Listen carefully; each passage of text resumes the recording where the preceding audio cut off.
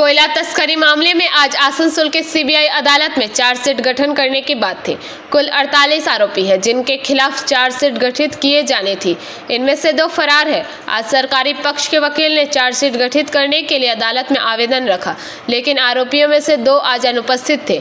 एक आरोपी की मां का देहांत हो गया और दूसरा आरोपी बीमार है, इसलिए आरोपियों की तरफ से वकील ने अदालत में दलील पेश की कि सरकारी पक्ष के वकील की तरफ से जिन मुद्दों को सामने रखते हुए चार्जशीट गठित करने की बात की जा रही है, उन मुद्दों पर आरोपियों के पक्ष की वकील की तरफ से दलील दी जाएगी।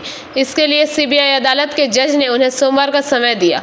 सोमवार को इस मामले की फिर से सुनवाई होगी। उसके बाद चार्जशीट गठन की प्रक्रिया पर न्यायाधीश विचार करेंगे।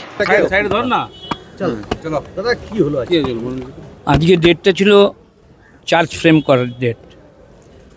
আজকে আসামিদের মধ্যে 2 জন আসেনি, একজনের মাতৃবিয়োগের জন্য আসেনি আর একজন অন্য কোনো জায়গাতে অসুস্থতার জন্য আসেনি। সাহেব বলেছিলেন আজই আমি চার্জ ফ্রেম করব। ওদের জন্য 205-এর আমরা অ্যাপ্লিকেশান দাখিল করার পর প্রসিকিউশনের তরফ থেকে স্ক্যান করা হয় কার কার বিরুদ্ধে কী চার্জ হবে। সেই চার্জের ক্ষেত্রে আমাদের দ্বিমত আছে।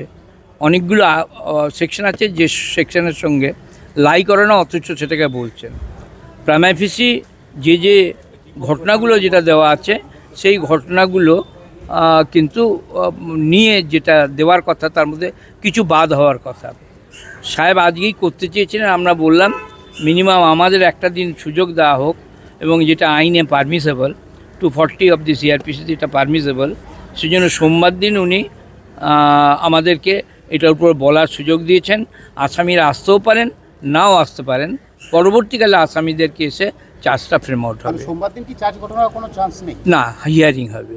ঠিক আছে, যে ভাগটা করছে আর কি 2 ভাগে না, ভাগের মধ্যে ভাগ আছে, যেমন কোম্পানিদের একটা ভাগ, ইন্ডিভিজুয়াল অ্যাকিউজ যারা একটা ভাগ, যারা পাবলিক সার্ভেন্ট অর্থাৎ সিকিউরিটি এবং ইসিএল স্টাফ বিকাশ মিশ্র একটা ভাগ আর লালা আর একটা ভাগ, এইভাবে ভাগ করা হয়েছে কার কোন সেকশন প্রযোজ্য হওয়া উচিত বলে প্রসিকিউশন বলেছেন।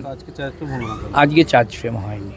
ঠিক আছে, কি জায়গায় দাঁড়ালো, কি হলো আদালত? আজকে প্রসিকিউশন চার্জ প্রপোজ করলো বলতে তারা কোর্টকে বললো যে তারা প্রপোজ করছে যে এই সেকশনে চার্জ ফ্রেম হোক। তো আমাদের কিছু সেকশনের অ্যাপ্লিকেবিলিটি নিয়ে অবজেকশন ছিল। সেই পয়েন্টে আমাদের অবজেকশনটা সোমবার দিন জজ সাহেব শুনবে, তারপর ডিসাইড করবে চার্জটা। তো কতজনের নাম, মানে 27 জন? সবাই আজকে 2 জন অ্যাবসেন্ট ছিল, তাদের অ্যাবসেন্ট পিটিশন দেওয়া হয়েছিল, বাকি সবাই প্রেজেন্ট ছিল। ক্যাটাগরি কি করা হয়েছে চার্জ ফ্রেম গঠনের জন্য? ক্যাটাগরি না, মানে কোন ক্লাস, যেমন পাবলিক সার্ভেন্ট একটা, কোম্পানিজ একটা, ইন্ডিভিজুয়াল একটা, এইভাবে কোন ক্লাস্টার এগেনস্টে কী চার্জ সেটা প্রসিকিউশন প্রপোজ করলো।